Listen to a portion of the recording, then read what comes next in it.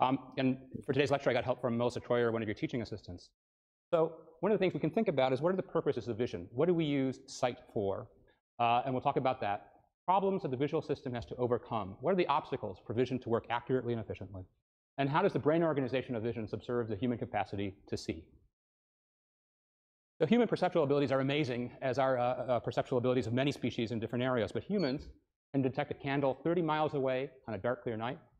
They can detect cochlear displacement, that's in your ear, equal to the width of a hydrogen atom. You can taste 1 teaspoon of sugar even when it's mixed in 2 gallons of water. You can smell a drop of perfume diffused into the space of a 3-bedroom apartment. So the human capacity to perceive the world in a highly sensitive way is remarkable. We're going to focus on vision specifically today and think, what do we use vision for? How does it serve us in dealing with the world? And researchers have thought about 2 major reasons that we see, 2 purposes of vision. One of them is object recognition, recognizing things in the world, people we know, words we can read, chairs, tables, animals, all kinds of things that we see out there. We need to know who they are, what they are, in order to operate in the world. And the second one is a little bit different: navigation, getting around in the world. When you're running, when you're jumping, when you're reaching to grab something, you're not usually so much interested in what something is as where you're moving, where you need to move to avoid something being thrown at you. So 2 big purposes of vision: what things are and where they are, so you can navigate around quickly in the world. And when we think about purposes of vision in this sort of for what things are or where they are, psychologists and people working on computer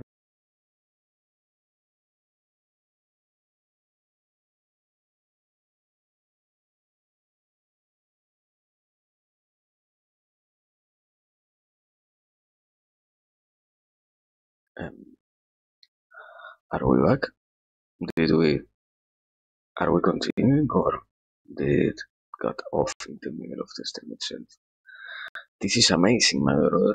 I knew that it was not working properly, and out of nowhere, it started to work once again, kind of correctly. Unless right now, unless we take into account what just happened right now. I think that obviously demonstrates that internet is still not working. Holy fuck. But well, I guess on a more on a more personal note, you have some vision problems, right, Rosman? So I thought about it, and I think that is why this is so sad, right? Not well, no worries, no worries. I mean, also on the other side, more on the objective note, why are we talking about problems as if we didn't have the capacity of seeing things? I don't know. I mean, as a person I very don't know. well I in don't all know. these circumstances. So what arrives in our eye is different from all of these views, but what we interpret them is all the same. That's a person I know. Is it The same thing with working? letters. We can see letters in all kinds of fonts and all kinds of handwriting, and yet we can interpret what they are in a uniform way. Or body. We can see bodies in all kinds of different positions, but our visual system lets us know right away that it's a person. Yeah, okay. And so psychologists have tried to formalize these kinds of problems into ones of equivalence. So something is the same thing at different views. Generalization, something has a very different shape. Or impoverished input, where there's poor lighting or something's complicated and you still figure out what it is. For getting around in the world, or where things are in the world, you're moving through space and tracking things, and there's many sources of movement. Your eyes are constantly moving, your head is moving, your body is moving, it's in the world moving, and you have to sort all those out, run quickly, jump world spatially. And so here's some examples. Here's a shape constancy problem where here's 2 different versions of a cat. It's trivial for you to know that even though these things have different shapes, they represent the same thing. But that's an achievement of your visual system to easily make that equivalence across 2 very different shapes. And we know from computer vision how hard these problems are. No computer vision system sees with anything like the generalized ability of a very young child. So our visual systems are so brilliant that psychologists and vision scientists really interrogate our visual system to figure out how do we do it. If people didn't do this, we'd think it'd be impossible to accomplish at all. Okay, yeah, I think I would respond this. When you observe an image, what you're seeing is not only the image itself, but in your mind you're also creating. At least, for example, with the cat, even if you're not actively thinking about it, it happens that you observe and you kind of bring into a reality the whole, let's say, 3D structure of what it is that you're observing. And unless it happens that, I don't know, something completely out of the ordinary kind of shape that you have seen before is presented to you, you will kind of surely have the possibility of creating an image in your mind that represents and that also translates into reality properly what it is that you are observing in a 3D view or in a depth field, let's say. And why would be interesting to have that? I think basically the response is when you know one part and you can extrapolate that single part. For example, with the cat, if you know how the cat itself looks, you can create a 3D image in your mind and you can observe the cat in any other, let's say, angle and still understand that it is that particular cat which you are observing, not anything else. And yeah, I think it, yeah, I can't really say anything in particular or amazing. I mean, we have that capacity and that thing is always happening even if we are not aware about it, because if you didn't have that you wouldn't be able to coherently understand the different views that a simple object has. Yeah, that was it. One of the few things I think happens in the way is when you realize that something um, you have not fully mapped inside your mental vision, let's say, you try and observe it from every single other angle in or for the sake of having such a complete view and for the sake of not having to think that out of nowhere that object which you already understood before appears now as something kind of weird. So I think that is another thing that happens. More like when we are childs, we tend to manipulate in incredible ways and move, even if it is completely unnecessary, things that we have the possibility of reaching with our hands. Because not only you have the visual input, but you also facilitate to yourself the understanding of those things that are around you through your, what is it, to your touch sense, let's say. So I think that is kind of another side of this. I don't know. I hope it is better explained here. Here's another example that's easily solved by people, not so easily solved by machines. If you see something like a car at different angles, we know that's the same thing pretty easily, even though, again, the information that arrives to our eyes is radically different. And the same thing can be said of something like all these different versions of the letter C, radically different shapes, but we can readily interpret almost all of them, this one will be too tough, as the letter C. So our visual system does this kind of brilliantly, and also you can get very impoverished views. A key might be covered by something, closed on a hook, there might be a book over here, there might be a fire hydrant over here or a person, and yet, even though you get only partial information, it's relatively trivial to discover for you what it is you're looking at. Yes. Or you can see things like you've never seen before.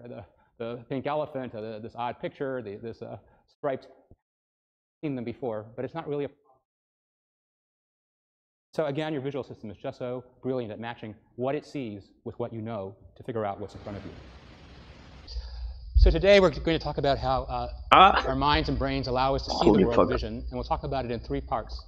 How philosophers and psychologists have thought about the idea of seeing, how when information first enters your eye, your retina, there's a cell of layers in the back of the eye, how that retina is already organized to help you see the world, and how that information is then transported into the cortex, where higher level processing lets you know where you are and what you're looking at.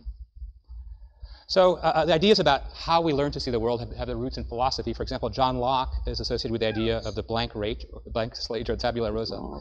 He said, let us suppose the mind to be a white paper void of any characters without any ideas. How comes it to be furnished? Whence it comes the vast door which the busy and boundless fancy of man has painted on it with an almost endless variety? Where do we get the information for how the world works when we look at it? And his answer to that was experience, that we notice things around us, and experience drives our understanding of the world. And that position, that there's a blank slate, and we sort of learn objectively from the world around us, has been called the objectivist view. And maybe that we see the world because we build up through experience knowledge about how to accurately represent what's around us. The alternative view has emphasized how much our mind organizes what we see instead of what's out there itself. And so Gestalt psychologists or Gestalt views on perception say it's not what's out there in the world, but the way our mind organizes and believes what's out there. And these two things can come together. So for example, when you think about how you listen to a piano, music comes from piano, and the same way a pianist strikes chords, there's things out there in the world that you see. What? The piano has certain limitations. It can sound like some things, but not others. It can't be a clarinet. There's constraints in the world on what's possible to see or what's out there. But then our percepts are evoked by nature in this way, but they are personal and not a copy of nature. In other words, we each individually figure out what's going on there by our own experiences and interpretation, and they're exactly that, an interpretation. Wait, my brother. Because I tried, okay, I understand that we are talking yet about kind of the same approach. That is, you are probably kind of correct, not kind of, you're correct in the view that we interpret the world which is around us. But why would those things be separated? Like, you can't completely see the objective reality. You're always tainting that which you see with the precognitions that you have in yourself, and also the different what would be situations, no, things that tie you down to who you are. That also, holy fuck, sorry, I didn't even have time to mute. This is so sad. Let me see. But well, I was trying to say you don't even have the possibility of somehow changing the that's it, the conditions that apply to you as an individual. You can't obviously expect to experience something that is out of your possibilities. For example, I don't think somebody who is capable of seeing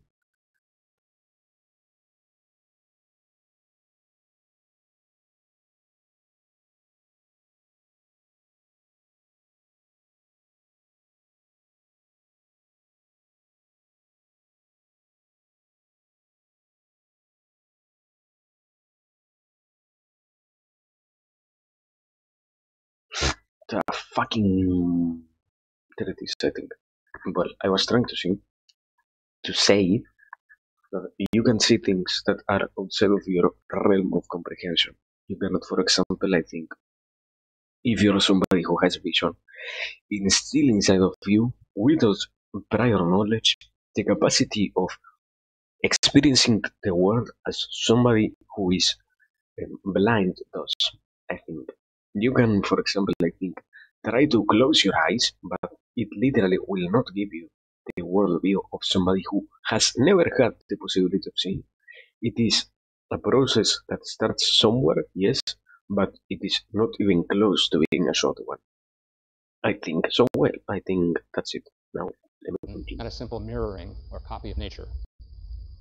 So I'm going to try to convince you of something that might not be obvious to people when they first think about it, that vision is an interpretation of the world around us. It's not simply a video camera or a mirror.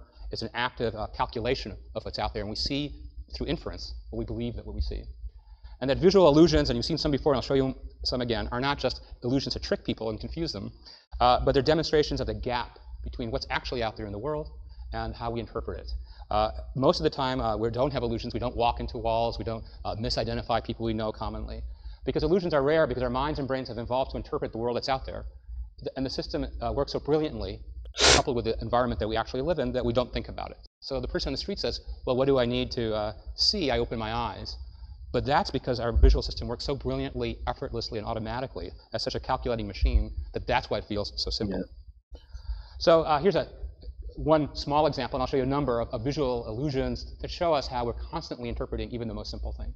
So for example, here's two people, and we're not worried that this is one of the shortest men you've ever seen, because we know through perspective this person's standing back there, even though if they were standing right next to somebody, you'd worry about the size of that person. But so we're constantly interpreting information by the context in which we see it.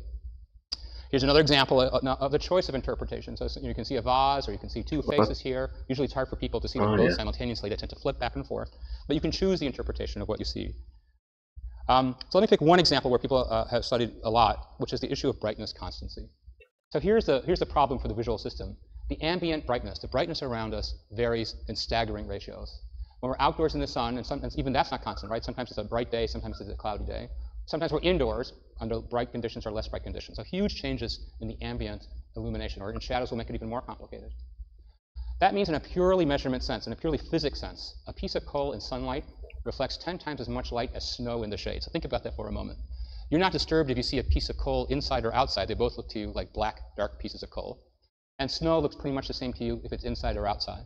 But if your visual system worked like a simple objective light meter, you would conclude that a piece of coal in the sunlight is a much brighter thing in an objective sense than snow in the shade. And yet you never make that conclusion because you're constantly, automatically, without effort, adjusting mentally for the ambient light condition.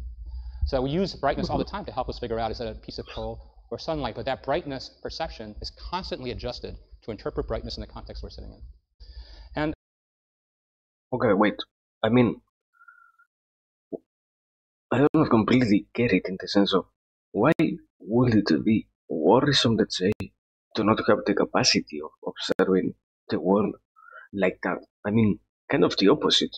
If we out of nowhere have the ability, or well, kind of the opposite, it is more of a disadvantage to see the world in a more, what is it?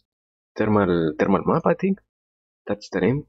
If you were to observe the world like that, some things are incredibly hot inside themselves, and some others are incredibly cold outside or in the surface area that they have. But you cannot really comprehend the world that you live in simply like that as a human. If if we were creatures that had those particular kind of visions, we wouldn't even be living in the ways in which we do right now. I think, in a more deeper sense, I would even say, compared to what was said in other of the classes, the concept that we tend to comprehend what it means for something to be warm and what it means for something to be cold, and that we feel more attracted always to things that are warm instead of things that are cold. Our whole world will be a lot more warmer, let's say, if we had or our whole society will be a lot more warmer if we had something like thermal vision, because it will even be playing a crucial role in the way in which we observe the world itself. The only thing, for example, that I know happens is when something is so incredibly hot, the heat waves that it is emitting tend to even disrupt the air around it. And in that moment, for example, you know that something is really hot, even if you do not have the capacity of observing the amount of heat itself that the said object contains. But I don't know. I don't know. Let's continue. I don't really think there is nothing to properly point out. perceptual psychologists have worked on how people calculate this. So here's an example of a dark letter T. Again, the black T would be 10 times brighter outdoors than white paper is indoors, okay? So you would, and yet you're never bothered by that. You can read a newspaper or something else indoors and outdoors with equal ease because people are calculating the ratio of the ambient lighting, lower inside, much brighter outside from the sun, and using that information to make inferences about the relative brightness of a stimulus they're looking at. And there's all kinds of examples or illusions that show us this. So for example, here you detect a white tile in the shade and a gray tile in brightness, and that's how you interpret it. But that's because you're taking already into account, without even thinking about it for a moment, the fact that this is in the shadow and this is in the bright light. You're right in your interpretation, but if we show a constant background, you can see that those two are actually identical in brightness. The same thing, you could take a look at this cube and this cube as part of these Rubik's cubes. This looks orange, this looks brown. You're adjusting for light as you make those interpretations, and if you make the background constant, you can see those are identical in color and luminance. So this shows you that we're constantly making these interpretations. Only these tricks of visual illusion make us realize that our inferences are occasionally wrong, but they're incredibly right almost all the time. So here's another example of taking a local luminance into account. So you're deciding this is typically, people see this as a lighter gray and this is a darker gray. Again, they're using the contrast that surrounds it to make that interpretation. Because if we give it a constant background, you can see that in an objective sense, the two are identical. People use edges as a very powerful source of information to make these inferences, and you can see that in one moment, because this boundary here is used to make judgments about the relative brightness around an object. So you just do this, that boundary disappears, and the two things look equally gray, one above the other. Or in a less spectacular but measured example, here's two different shades of gray, and if you run a light meter, objectively looking at how much light is reflected from this, here that changes. This looks almost the same as this, but really there's just a manipulation at the boundary. So again, here's a light meter, here's the boundary. So these two sides are really identical. It's just been manipulated by the boundary. And you can see that because if you get rid of that boundary, now you can see that these two sides are equally bright. Another example, again, of how we're constantly using local information about brightness to make judgments about objects is here. You see a picture of a woman. Here's her forehead. Here's her darker hair. But in fact, that's a judgment and interpretation, because if we cover up the surrounding information, the hair is identical to the face. Yeah. Here's some other illusions, not all about brightness, but again, they're just reminders that what we see is constantly a calculation and interpretation of many factors. So here's a fun spiral. You can see it zooming around, going from inner tightness and unwinding peripherally. And so we can add a dot to that. And now we can let this travel around to the middle. But you can see it's not quite making the middle. And we can try that again. Because in fact, in this picture, every line, every circle is a circle, and none of them are connected one to the other. They just appear that way. This illusion that Richard Gregory describes he was inspired because he saw a wall in a cafe that looked like it had not been well assembled by the person building it, as if they had been, consuming something from the cafe as they built the wall, and bizarrely having all kinds of lines that are not lined up as you would expect in a well-constructed tiles on a wall. But in fact, every line here is perfectly straight, and you're interpreting the black and white edges to confuse you across the horizontal. This is very striking. Here's a Rubik's cubes. That again, now they're adding one more story into this, which is colored, but just we use that often in everyday side, of course, to make conclusions about things. And here you can see the difference between, for example, this yellow cube and this brown cube. Okay, you can't. You can see the difference between this brown cube. Sorry, let me get my illusion correct. And this darker cube, lighter brown and darker brown. But if we cover those up, those are identical, and they're gray. Here's another one that shows you it's not just the color itself, but the spatial location. So here's a circle near the middle of this display, and here's a sort of more orange one. So we're just simply going to expand those out and get it bigger and bigger. And as it's moving across your eye, even though objectively it remains pink and orange, or the things that led you to interpret that, as it gets big enough, the color difference disappears to your perception. And sometimes you can get, and this is a very complicated one, illusions, I don't know if it's working for you, but that these things are actually turning, even though none of them are moving at all. Well, I mean, with the quality that it has, my brother, here's yellow on gray, here's sort of a light gray on yellow, but in fact, these X's are identical, and you can see that underneath here. So again, we're constantly interpreting color, shape, brightness by things that are surrounding it, and sort of everything is being the product of an interpretation, not what's out there in an objective sense itself. And so if we think about this objectivist view, that can't be right. At the limit, this subjectivist view would be that everybody sees everything differently all the time. That'd be a confusing world of hallucinations. We don't live there either, mostly. So we think it's because there's a relationship between the two, sort of a synthesis. We perceive only within the limits of our nervous system. There's a way that we see the world. But the way that our nervous system computes and it makes inferences about the world reflects many properties of the world that are efficient and accurate. So how do we get information into our brains to see? So if you were to design a system that was hopelessly failed, the first thing you would do is think the visual system is going to fail. I mean, the first thing it does is it takes objects in the world and it flips them upside down and how they're perceived in the eye, the front of the eye, the back of the eye. Here's the retina. And the first place in your brain that sees something is in the back of your eye. You think you would put it in the front of your eye. And the information bounces back into the deepest part of the eye and then comes out and leaves through the optic nerve. You also know from prior classes that the world is organized by left and right visual fields instead of the way we intuitively think about the world. Let's take a closer look. Okay, wait. Because I thought about this for a second, and we really need to worry so much about the different visual illusions that could happen through life. I mean, I haven't really seen in news all of that stuff.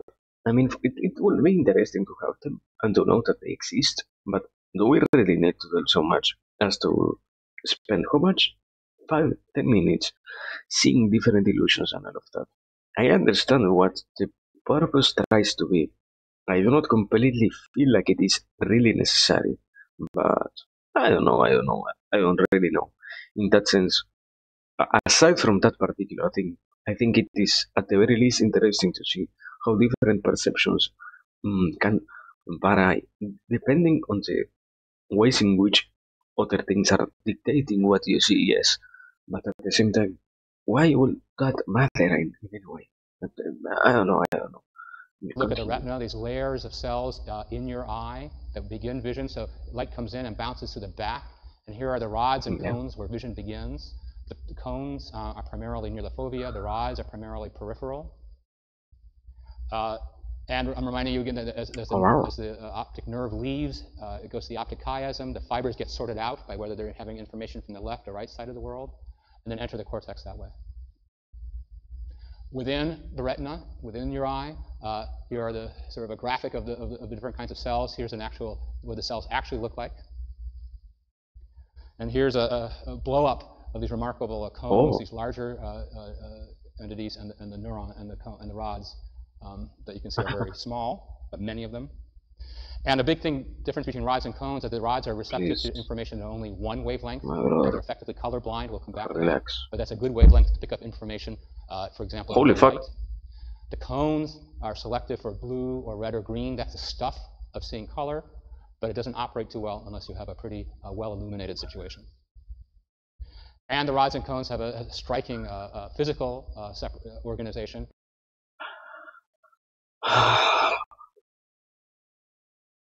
This is being a hard one. This is my brother. If there is like almost no interesting thing, and you're also stumbling with your words every single time you have to put a sentence together.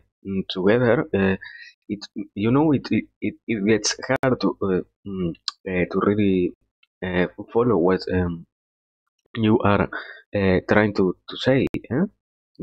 Holy fuck, my brother. So here's the distribution of cones for color, pretty much all of them in the fovea, in the middle part of the retina. And then the rods are spread out peripherally. So there's this big difference in where they're located. And another big difference is that the cones, the ones that respond to color and that are in the middle of the fovea, have an almost one-to-one relationship between the receptors for color information and the neurons that leave the eye with information that will go into the brain. The rods have a many-to-one relationship. Many rods are contributing for a combined calculation of some kind to a single neuron that leaves the brain. So you can already see at the very first moment of reception from the rods and from the cones, very different kinds of processes are being begun as you begin to see. Now, two ideas have been very helpful for understanding how vision is organized in the brain are receptive fields and retinopathy. Receptive fields are simply an area of external space. It's a physical spot in space in which a stimulus activates a neuron. So neurons early in vision will respond to specific locations in space when you're looking straight forward. One neuron might cover this area, another neuron might cover that area, and so forth. Retinopathy refers to topographic or spatially organized maps of visual space across a restricted region of the brain. And so retinopathy keeps these receptive fields lined up. So if a neuron is seeing this spot, this retinotopic map, means the next spot stays next to it, and the next spot stays next to it, so you can reconstruct what you see based on a lot of very local glances at the environment. And then it travels from the eye through the optic nerve into something called the lateral geniculate nucleus. The nucleus is simply a collection of cells. This is part of the thalamus. And from there, the fibers will travel into the cortex to begin conscious visual perception. And you have one on the left and one on the right of the lateral geniculate nuclei. And if you look at this blown up, and this is a sample from a monkey, but the human one looks very similar, you can see 1, 2, 3, 4, 5, 6 layers of cells in each lateral geniculate nucleus. The first two look a little bit different. If you look carefully, they're comprised of larger cells. The other 4 are comprised of smaller cells. So people describe the cell layers made up of larger cells as magnocellular, big cells, and the other 4 layers as parvocellular, or small cells. The magnocellular 2 cell layers tend to have large cells. A lot of their information comes from the rods, the black and white elements. Wait. It seems even the teacher does not like the topic because he is talking like it is hard to express. They have large receptive fields. They cover amazing. large patches of the world for each neuron, 3 times larger than the parvocellular ones. The neurons fire rapidly, transiently, or colorblind. They're good in low contrast, low lighting. The parvocellular ones are smaller. They get a lot of their input from the cones. They have smaller receptive fields. They have slow, sustained responses. They don't turn on and off very quickly. They're wavelength sensitive, so they can respond to color. They operate best when things are very bright. They're unique to primates, and there are 10 times more of them. But again, even before you get to the cortex, there's this huge organization between 2 modes or pathways of perception to construct the world as you see it. And then we've gone over before that as you leave the nuclei, the lateral geniculate nuclei, then the next fiber pathway takes you into the primary visual cortex in the back of your brain. Now, vision is so important for primates and people that when people estimate how much of the neocortex is devoted to different modalities, common estimate is that about half of the brain is primarily devoted to vision, 11% to touch, 3% to audition. These are ballpark estimates, but it shows you that how visual we are with our fellow primates. There's many specialized areas within the human visual cortex, estimated some years ago as 32 distinct areas, each performing a different task, lots of specialization. And another fascinating sort of aspect of vision is proliferation as we go up into higher stations of visual processing. So in one lateral nucleus in your brain, and you have two of them, one on the left and one on the right, you have about 1 million neurons. They will send information that will be interpreted by about 250 million neurons in your visual cortex. Those will communicate to about 400 million neurons in the next level of processing. And then finally, there'll be something like 1.3 billion visual cortical neurons in the brain overall in a gross estimate. So it's as if to discover what you're seeing, you're having larger and larger populations of neurons unpacking the mystery of what initially came into the brain, very impoverished information that's expanded to begin to understand what you need to perceive a face or a word or a physical movement. So a single lateral geniculate neuron, it could be estimated will take 600 cortical neurons to interpret what this lateral geniculate neuron has been exposed to. Okay, there it is. I think a proper way to say it is, or another interpretation is offering this. Think about the world that you are observing as something simple, but because you have so many contexts existing inside yourself, and because even more you're a bit aware about how important it is to not only know but also properly assess what are the things that are happening around you, you start to properly properly create a reality in a connected manner, one in which every single observed thing makes sense compared with the last one, because you already, as I said before, have in your hands previous context that dictates what it is that you're observing.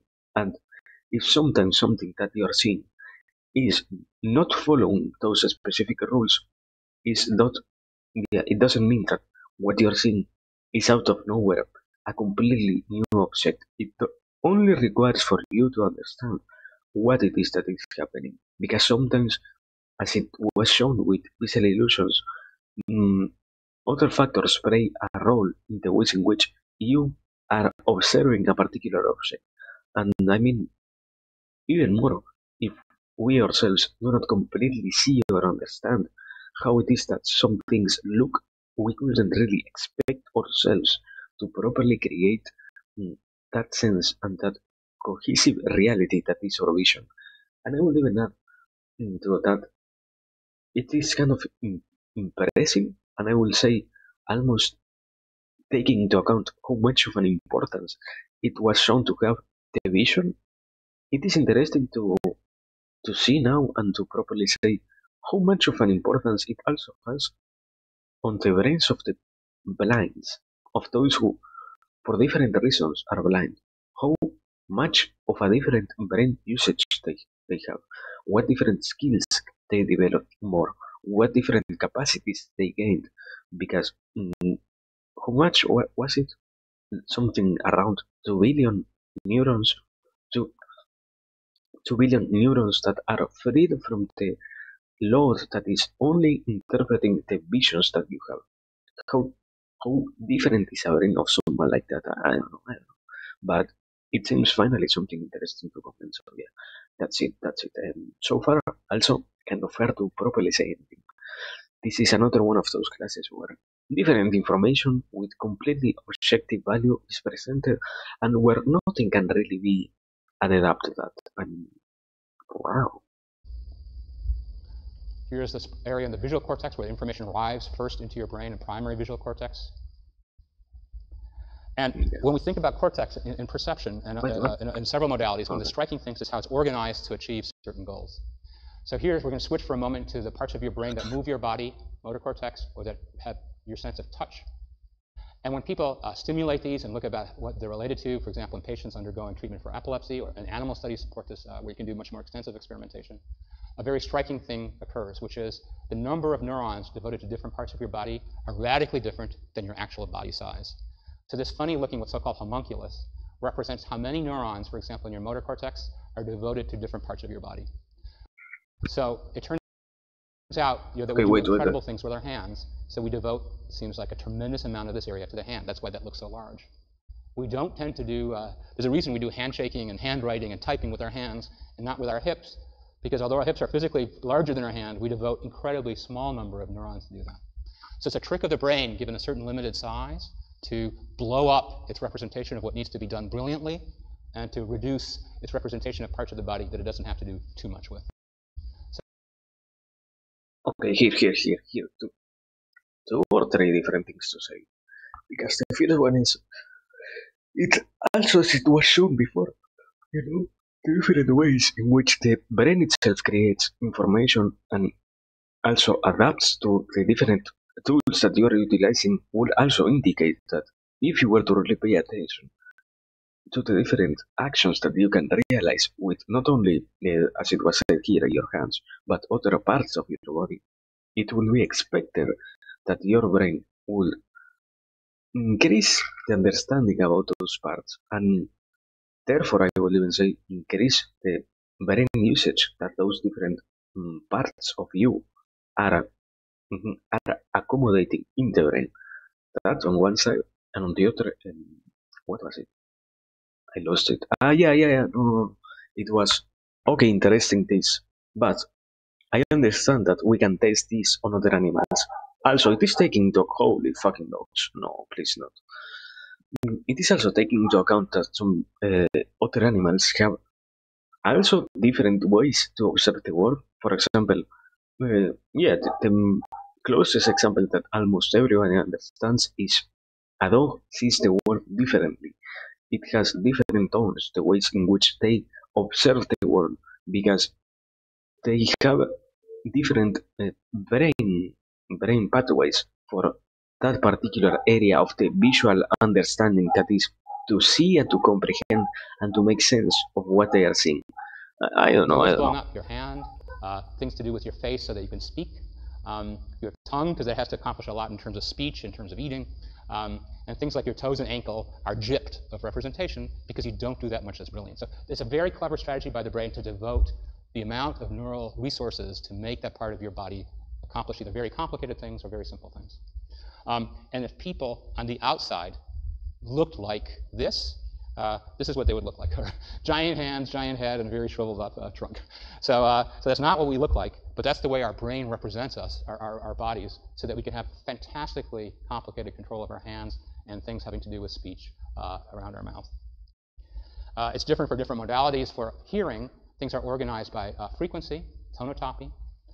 For vision, things are organized in two ways. The spatial relations are maintained. They have to be, so you know, if different neurons saw different receptive fields, how is that all kept? So here's a kind of a rough experiment where a monkey saw, before it was, as they politely say, sacrificed, a display like this.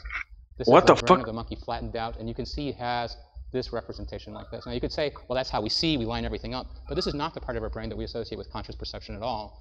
But if you didn't keep the spatial information aligned correctly, you could never interpret things in the end correctly that go together like different parts of a hand, Yeah. different letters within a word.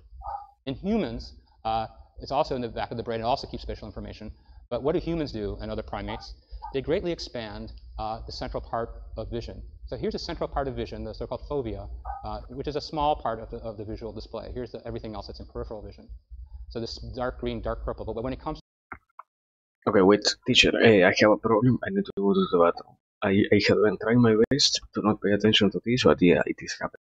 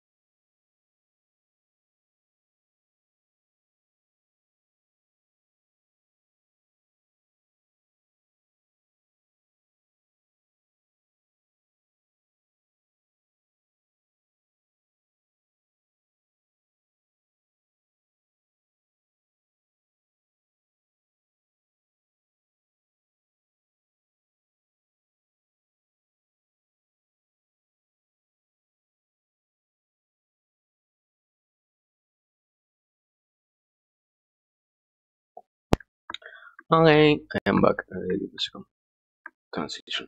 There it is. Beautiful. We're so back. Wow. Um, To the there it is. representation Play. in the visual cortex, this small area of what we see becomes pretty large. It's way overrepresented. So just as the motor cortex overrepresents the hand, the visual cortex overrepresents the cone foveal part of the brain, so they can do much more examination, much more computation on that small foveated area. So that's why it matters tremendously where people put their eyes. Where they put their eyes is where neural machinery is dedicated to do its most brilliant analysis. And peripheral regions, which are large in vision, get relatively small representation. All we do in the periphery is kind of notice if something is whizzing at our head, and for that we don't need to be that sophisticated. Now, what do neurons communicate in primary visual cortex? Well, this is a sort of seminal Nobel Prize-winning work from Hubel and Wiesel at Harvard, who discovered that what neurons respond to in primary visual cortex is the orientation of a piece of something like this. So here's a neuron that loves a little bit of a stimulation that's at this orientation. Here's each of these lines is the neuron firing. It generalizes if a bar is close in orientation, it will still like it somewhat. And if the bar moves away from its preferred orientation, it won't respond at all. So these neurons are coding something about local orientation of little lines. Those little lines will be assembled later on in the brain to represent a letter, a word, a book, a face, a chair, and so on. But this part, these neurons simply know they're seeing a line of this angle or that angle that will be assembled later on for an entire conscious percent. Okay. This one is kind of hard to properly understand. What the fuck? What is it like?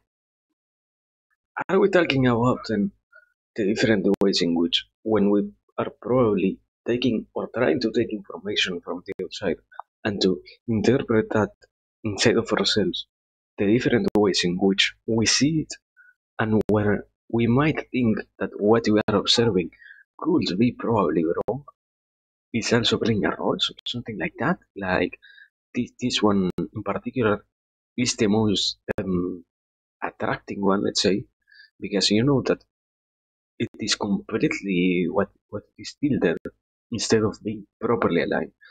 In, not so as equal as this one that is kind of aligned here, and this one that is not even trying to be aligned here. But on the other hand, both this one and this one, or let's say the first one and the last one, are probably also more correctly understood in the context of they do not need to be aligned because they are already to something else.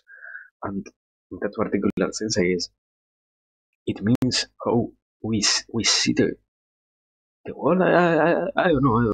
And then that information will go from primary visual cortex in two pathways that have two quite different properties, but turn out to be the sort of super information processing pathways of your brain and my brain.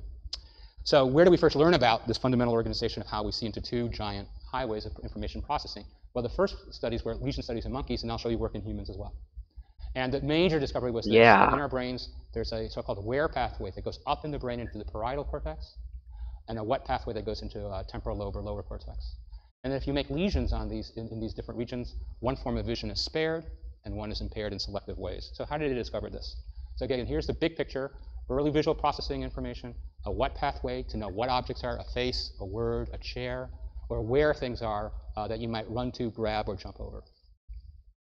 So here was the experiment. It was pretty simple. Here were two food wells, and monkeys that were eager to get food would get rewarded if they would pick the correct food well. They didn't see where the food was that was hidden, but they would get to pick one or the other.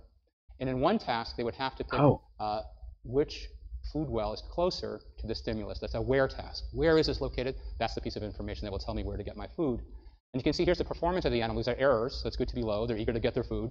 But look at if the animal had a surgical lesion in the parietal cortex, the where pathway, they were very poor performing this task, as if they couldn't appreciate the spatial relation between where the cylinder was located and the food well. On the other hand, monkeys who had lesions made in the temporal cortex were poor when they had to make this task. They would see two different objects, and they were taught that one always meant that's where the food is. Let's pretend it's the cylinder. So that in order to know the correct answer, they would say, okay, is it next to this object or this object? That's a what discrimination. Is it a cylinder or a cube? And now the temporal lobe lesions were the ones that affected performance. So as if one part of your brain tells you where things are in vision, parietal lobe, and one tells you what they are, the temporal lobe. So that's lesion studies in monkeys. But there's very interesting things about when we look at what cells communicate in these two pathways that make sense in what we understand to be the goals of these systems. So for example, in the where pathway in the parietal cortex, Many neurons pick up information from the fovea, the central part of vision, but the majority are sensitive to stimuli in the periphery. So if you imagine a good thing to know as you're running is in the periphery, are the things coming at your head, things to avoid. You might grab something here if you need to grab it there. You would want to have a lot of peripheral information for spatial things around you.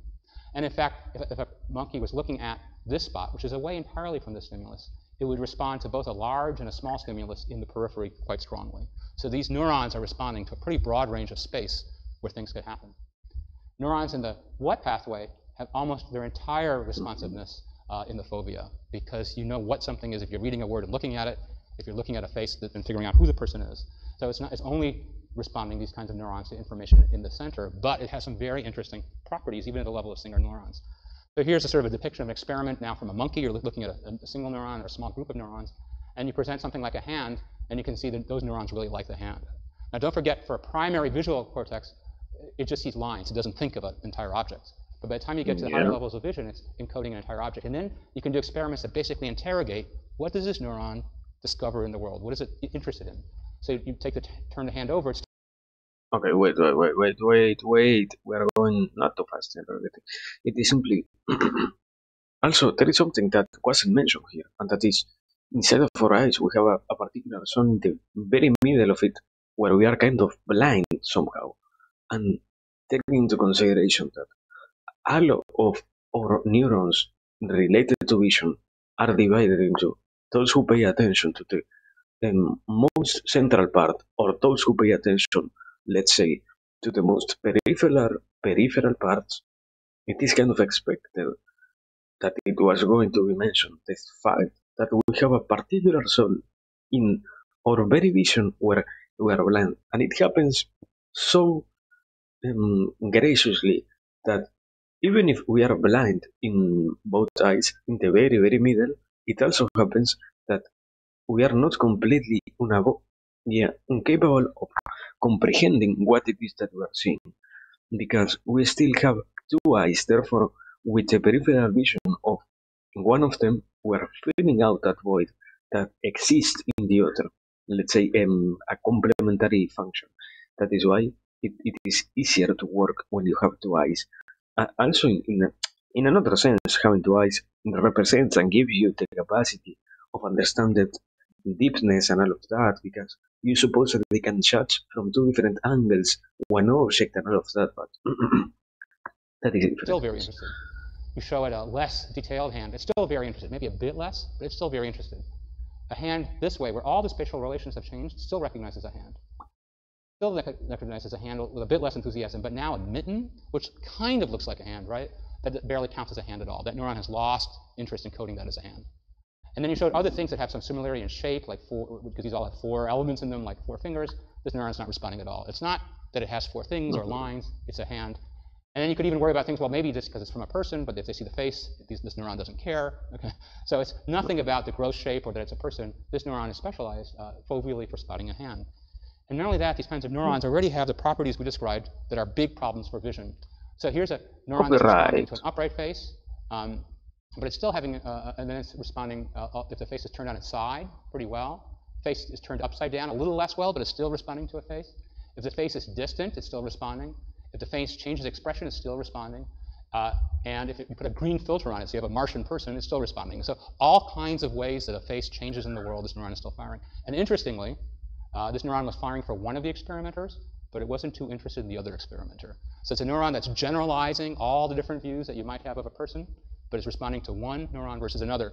And there's been a lot of fun in monkey neurophysiology stuff. There's a so-called Jennifer Aniston cell, where researchers have discovered neurons in monkeys that seem to respond to Jennifer Aniston for whatever reason, and other specific famous people, although not particularly meaningful to the primates.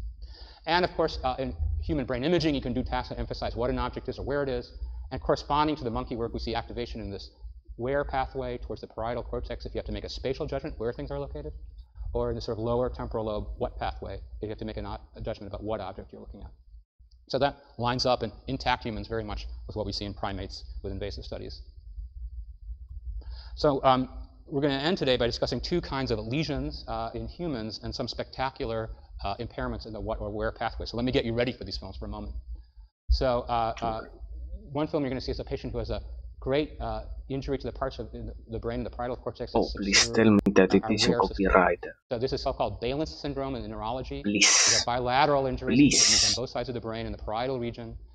They're pretty good at knowing what something is because the temporal lobe pathway, the what pathway is intact. But they have problems in knowing where things are, reaching for things, where to put their gaze, estimating distances, and navigation in general. I'll show you an example of a patient like this. And then the converse, a patient who has big problems in the what system, and we'll start with that.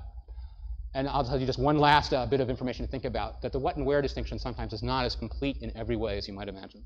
And so sometimes people have said, really, the where system is better described as not where things are, but the information you need for physical action in the world, which is very close to where, but it's a little bit different. And let me give you the kind of what type of information that the where system still seems to have in it.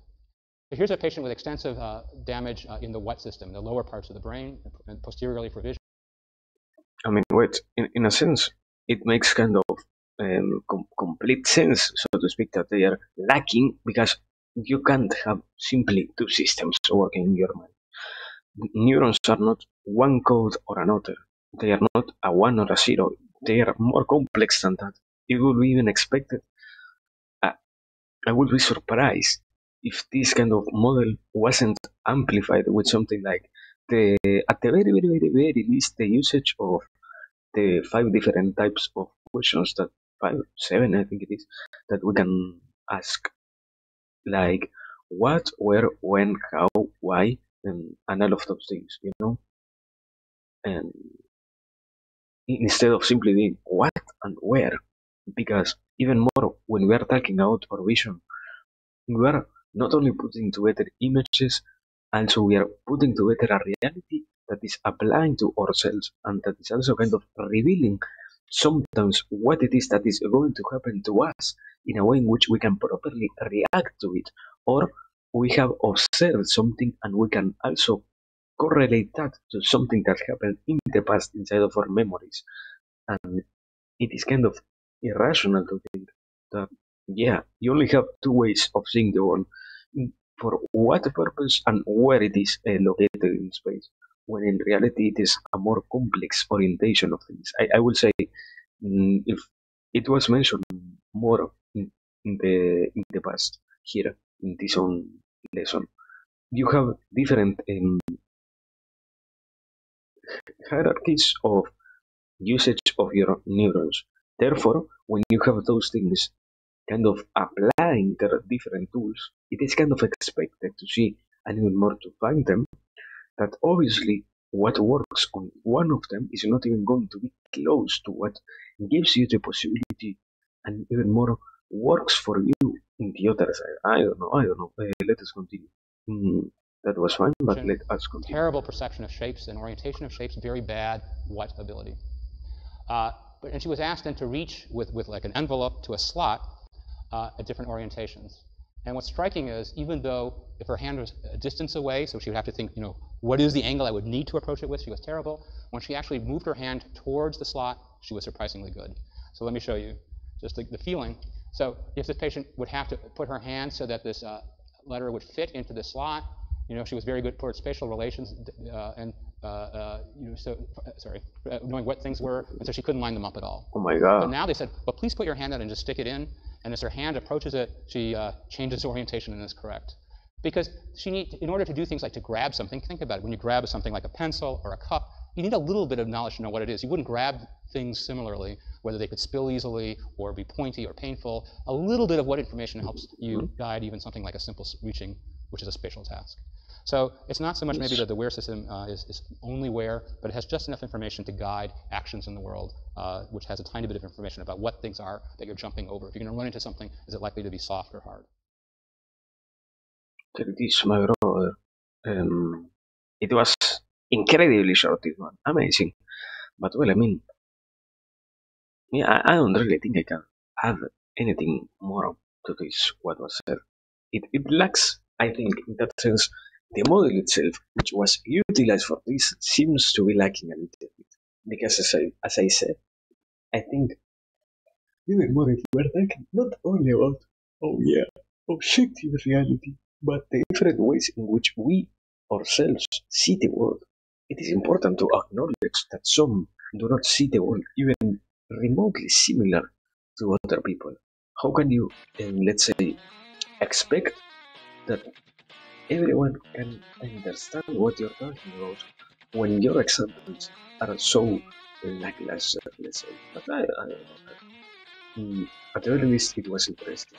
And at the very least, we also finished with this one lesson. So yeah, we are very happy with these results, but we also have the possibility of taking a break.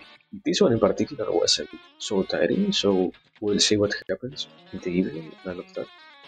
Now we are done, and in the future we are going to see other things. Now, time to rest, and whenever the next possibility arises, we are going to get together to do something new. I don't know what. I haven't checked for today's schedule, but that is not a problem of right now. Now, time to take a break, time to relax a little bit. And yes, it was, as always, it was a beautiful occasion. It was incredibly good to be here to learn a little bit, to analyze different content. So yeah, we need it. Or well, it isn't really. We have earned the possibility of taking a break. So yes, please, as always, take care. Now, yeah.